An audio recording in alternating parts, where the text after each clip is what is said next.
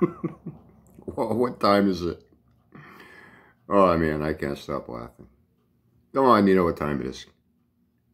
Time once again for the epic, monumental, world famous, Academy Award winning, but I'm not bragging, Uncle Brian Happy Friday Week in Review. Yeehaw! Roundup video. You ever see that movie Jaws?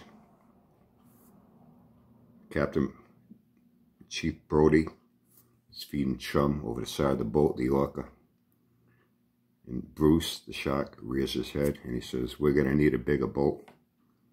I guess Jabba's going to need a bigger pod."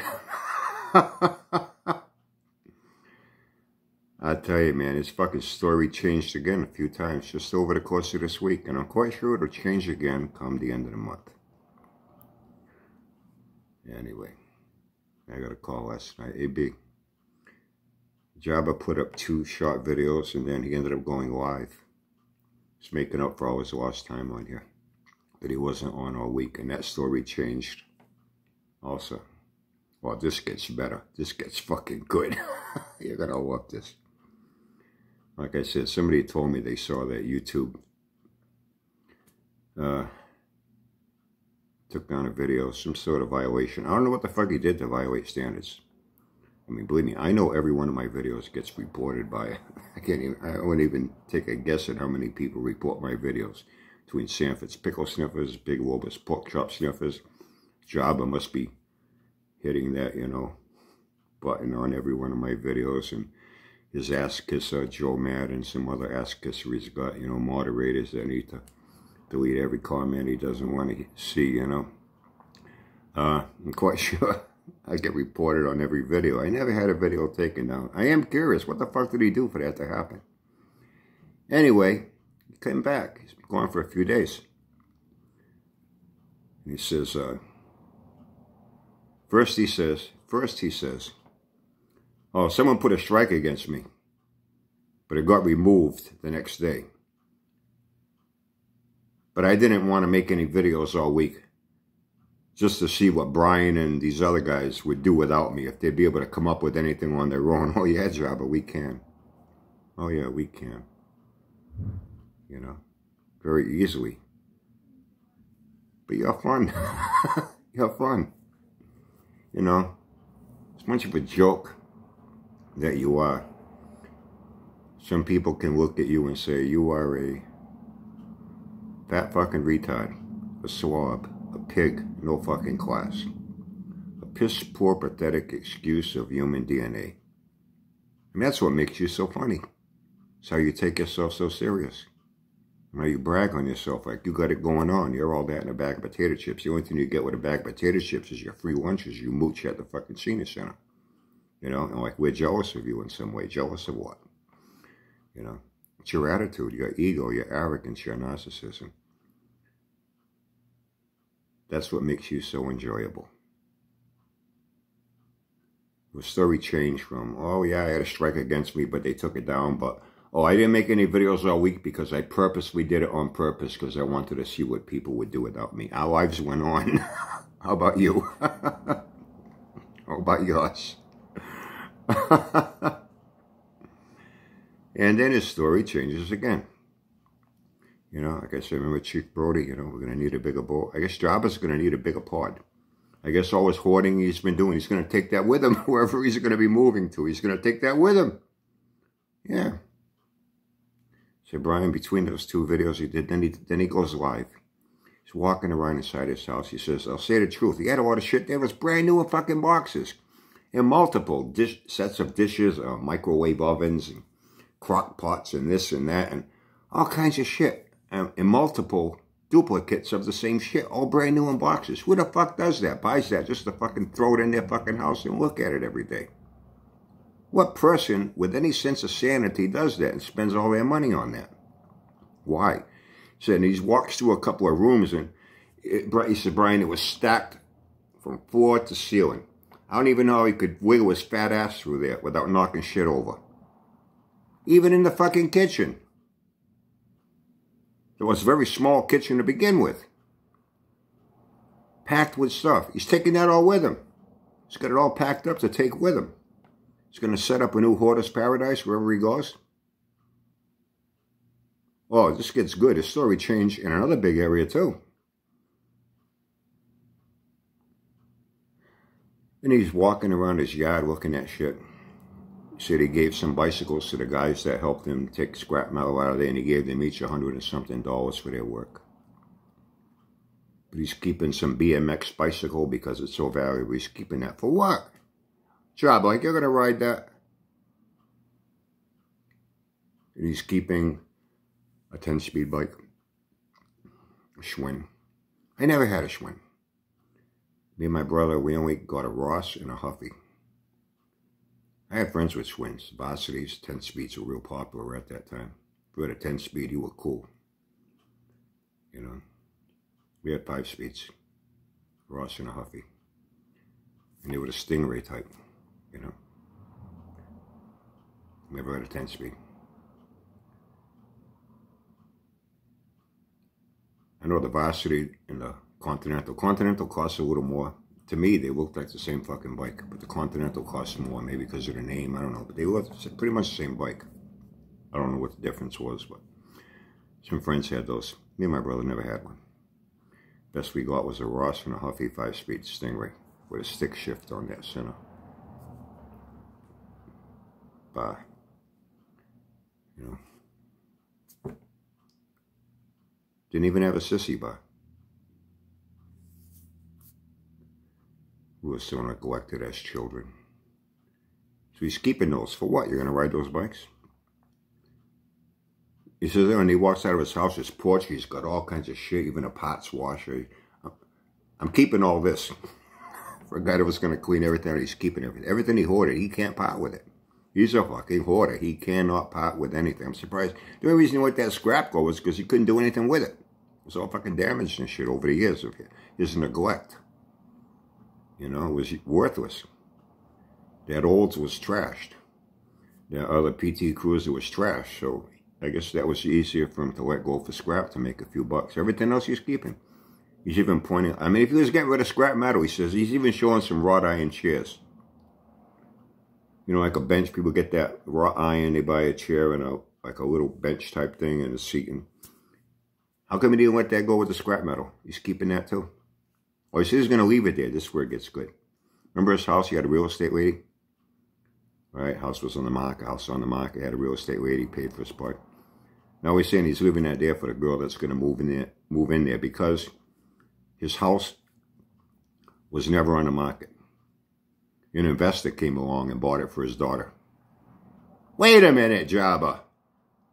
You said you had a real estate lady. That real estate lady's the one that gave you the money for the fucking pod. You're going to pay her back with all this money you're getting in the cash overflow, what's left over after you pay off your mortgage? You're going to pay her back. You're going to stiff her the way you stiffed every one of your other fucking creditors. And he's pointing out things around the yard. I got hubcaps. I got this. Oh, I'm keeping this. I'm keeping that. He's a fucking hoarder. He cannot let anything go. And, oh, this gets good. After he pays off all his mortgage, he'll have a little under $100,000 left. He's going to use it for a down payment on another house, so he can bring all the stuff he's been hoarding to a new house. Look at this stubborn. Hey, Jabba, do you think everyone's a fat? Do you think everyone's a fat fucking retard like you? You know, banks just don't throw money at losers like you. You have fucking credit scores down the fucking toilet. Now, I know after 7 years, foreclosures, car repossessions, things of that nature, creditors, credit card debt, all that, a lot of that officially goes away, even though it can be known, especially when someone goes to apply for a mortgage where they need a lot of money. These things can still pop up at random, you know. What bank in their right mind will let you borrow $20 fucking after what you've been through for over a year with this fucking house? You were already in pre-foreclosure in January of this year.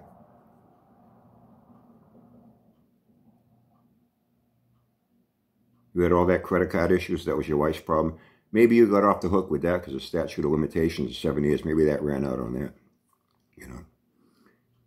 And now your story changes again. Really, what bank in their right mind is going to give you a mortgage to pick up the slack? What, you're going to buy a house for $90,000? The only thing you're going to find for $90,000 is a fucking outhouse at an abandoned construction site. You know?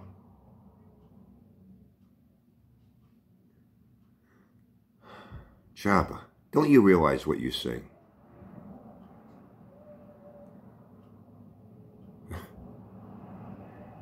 And he's going to get a 32-foot camper. He's going to have the money to buy that too. He's going to take the Bel Air with him. Will the starter be in it by then? Those brakes going to be working. You're going to have that interior, the seats all, you know, reupholstered. So when you sit in it, you don't get one of those rusty springs coming through what at one time used to be seat covering for the raccoons and rats and shit, chewed it up, and you got a rusty spring up your ass getting a free colonoscopy. So that Bel Air going to be all fixed too. You're going to have the money to fix that finally. Maybe pay someone that knows what the fuck they're doing. You sure as hell can't do it, and you never will do it. And then, well, he's going to get his disability, but he doesn't need a lawyer. This is where everything gets wishy-washy too. See, Jabba, your problem is you say things. I don't think you realize what you say. And what's even worse, you don't remember what you say. But other people do realize what you say, and they do remember what you say. Like I say, you are your own worst enemy. Every time you open your fucking mouth and you change your story constantly. You had disability. And you even give out numbers. $1,350 a month. You even said you still have payments left on that Jeep. $350 a month. You got to have option one. Top insurance on that with a, you know, a loan on that, car loan. That's expensive. That's at least, you know, $1,000 a year. Tacking your car payment with your insurance, you're looking at close to $500 a month. But then suddenly you didn't have disability anymore. Then you had to apply for it. You got turned down twice. Now you're going to apply for it a third time. But you said you already had it. How did they kick you off disability? And now he's saying he's going to apply. He has all the paperwork he has to fill in and send out. Like yeah, the reason this house didn't go on the market was because he had paperwork and things to sign that he had to send, and he had to send it. And you always have to do things you don't fucking do. Like you had to put it in starter, you never did either.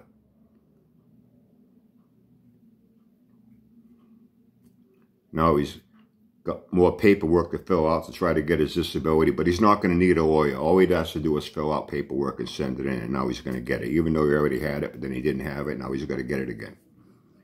How's that welfare check going along? You getting the base minimum, $800 and $900 a month? Huh? Getting food stamps? Yeah? Is that welfare check just giving you enough to cover your fucking payment and insurance on a Jeep? You know? And allow you, right up to your yard sale, you were still buying shit. I thought you had a great yard sale. You sold off a bunch of shit. He said, Brian, the whole yard was cluttered. His front porch, you walk out, it's all kinds of shit. He's taking it with him. He said, this house is jam-fucking-packed from ceiling to floor. Both sides, no matter where you look. He says, I'm surprised he can fit his fat ass in trying to walk through any little passageway he has left in there where he can put shit. You're going to need a bigger pod, dude. He's going to take everything with him. Along with 2 bikes that he's never going to ride. What's the point? You're a hoarder. You are mentally challenged.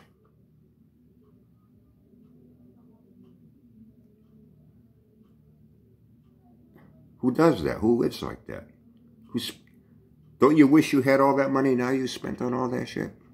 You would have never gotten in hock with the fucking house to begin with. But your story changed, it changed, it changed, it changed, it changed.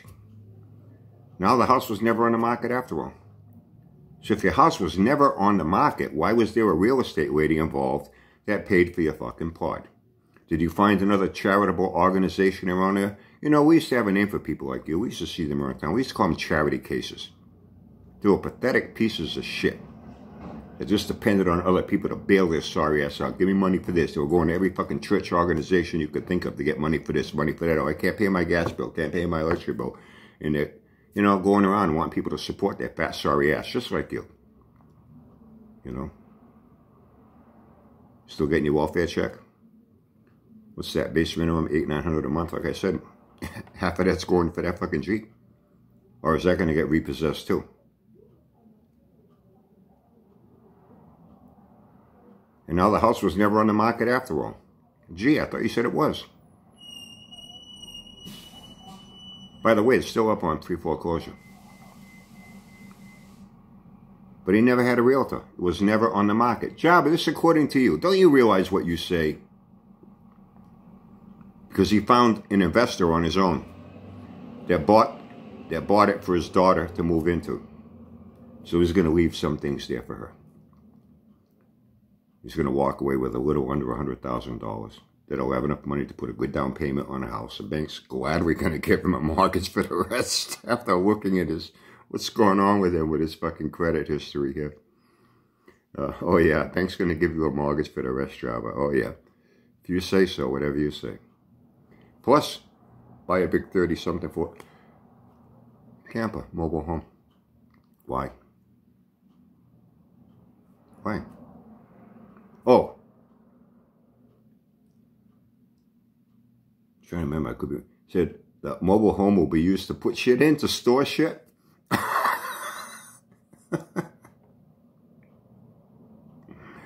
Unfucking believable, this guy. And he's going to be out by the end of the month. So, I don't know about you people. I have plenty of patience. It's that old saying, time waits for no one. Time always tells. Hey, Job, you can say whatever you want now. The story's changing all over the place, you know. Hey, you're going to pay that real estate lady back the money she put up for your party. You're going to stiff her. But you stiffed everybody else you owe money to. Hey, at the end of the month, make sure you show everyone your new home you bought. Where you had a big down payment. Bank gave you a mortgage for the rest. You know, and you can do your move in. You know, you're going to need a bigger part to carry all that shit you plan on taking with you. Because you can't let go of it because you're a fucking hoarder.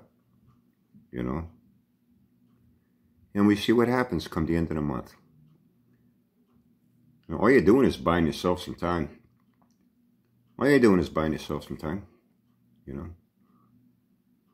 Hey, was there a closing yet? Did you sit down with this investor? With your bank representative and a lawyer? This has to be handled legally. Nobody can just walk there and give you some fucking money and say, here you go, and you leave. Oh, no, no, no. There has to be a transfer of deed of title of that house. It has to go through the state. It has to go to the registry, the official registry. You know, tax records need to be checked. Make sure there's no liens on it. There's a legal procedure that has to be done. So all that happened? Is it going to happen? When's it going to happen? Before his daughter can move in? And you have all your stuff out of there finally once and for all?